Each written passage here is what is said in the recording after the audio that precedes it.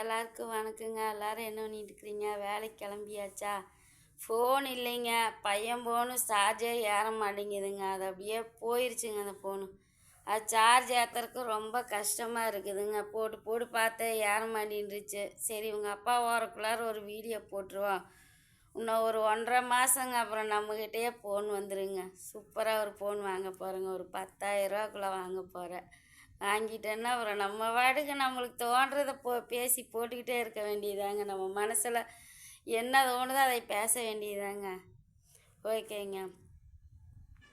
அந்த டாக்டர் பிரபாகர் தான் அவன் பேர், வாட்ரு மிலனா, அந்த ஆளை பற்றி பேசுகிறாங்களங்க எல்லாருமே.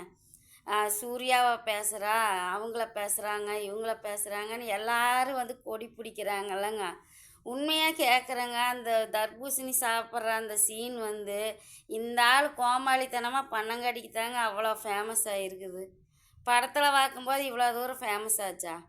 சொல்லுங்கள். நடிகர்களுக்கெல்லாம் எதுக்குங்க குரல் கொடுக்கணும்? அவங்கெல்லாம் யாருக்குங்க வந்து குரல் கொடுத்துக்கிட்டு இருக்கிறாங்க?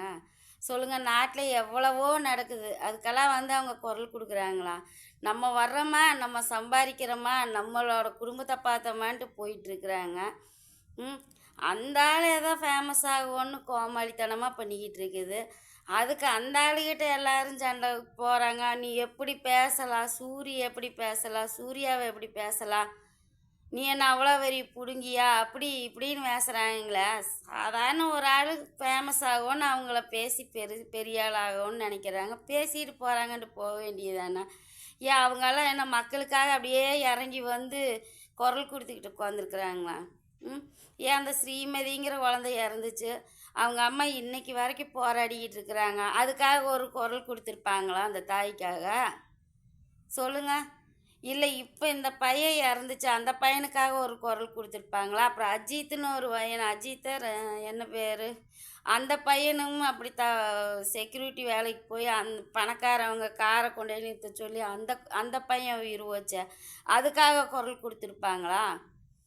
எதுக்குங்க இவங்க குரல் கொடுக்குறாங்க? இல்லை சென்னையில் அவ்வளோ தூரம் மழை வெள்ளம் வந்தது, எல்லா மக்களும் கஷ்டப்பட்டாங்கல்ல, மக்களெல்லாம் இல்லாமல் அவங்க காசில் தானே அவங்களுக்கு சம்பளம் போகுது.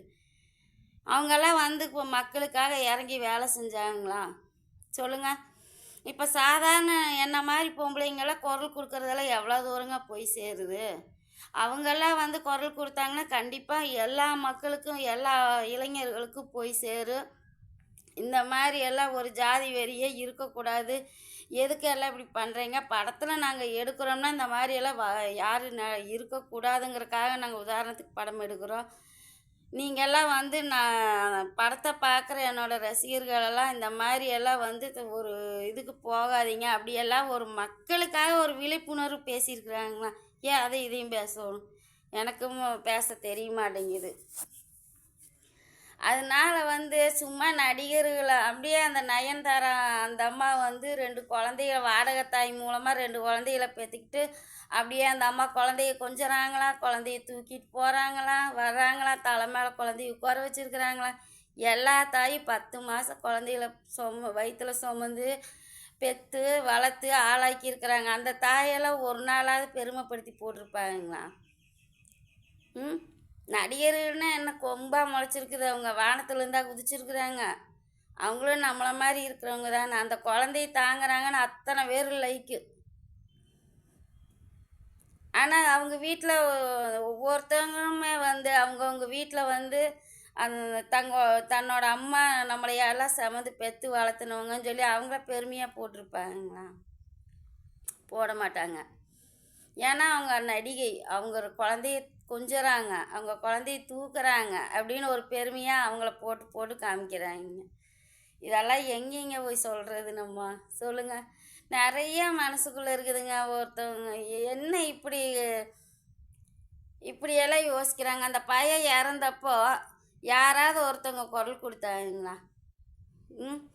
கஷ்டப்படுறவங்க எத்தனை. இப்போ பாருங்க, ஒரு இந்திக்காரன் வந்து ஒரு சின்ன பிள்ளைய ஸ்கூலுக்கு போயிட்டு வந்த பிள்ளைய அந்த பிள்ளைகிட்ட தப்பாக அந்த குழந்தைய பயன்படுத்திக்க பார்த்துருக்குறா. அவனை அரெஸ்ட் பண்ணிக்கிறாங்க. எதுக்கு இந்த மாதிரியெல்லாம் நடக்குது? இதுக்கெல்லாம் ஒரு குரல் கொடுத்தா என்ன? மக்கள்கிட்ட இருந்து தானே அவங்களுக்கு சம்பளம் போகுது. அதே மக்களுக்கு ஒரு பிரச்சனைனா வந்து குரல் கொடுக்கணுமில்லங்க. ஆனால் நடிகர்கள் பேசினா யாருக்கும் பிடிக்காதுங்க. ஏன்னா அவங்கெல்லாம் அவ்வளோ ஒரு தீவிரமாக ரசிகராக இருக்கிறாங்க. ஆனால் எனக்கு வந்து இதில் எல்லாம் உடன்பாடே கிடையாதுங்க.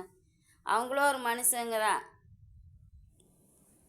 அப்படியே அந்த அவங்க சூப்பர் ஸ்டாருக்கு உடம்பு சரியில்லைன்னு இங்கே பல விஷயம் எல்லா கோயிலும் பூசை நடக்குது.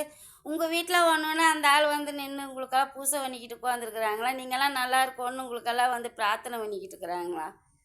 சொல்லுங்கள். அப்படியே ஒரு இடத்துல அப்படித்தான் விஜய் அண்ணா சம்சாரத்தையுமே சூர்யா சம்சாரத்தையும் பேசிட்டாங்கன்னு ஓட்டு எங்கள் அண்ணி எப்படி இப்படி பேசலாம் அப்படிங்கிறாங்க. உங்கள் வீட்டு ஒரு பொம்பளைக்கு பேசுனாங்கன்னா நீங்கள் போய் இப்படி கேட்பீங்களா?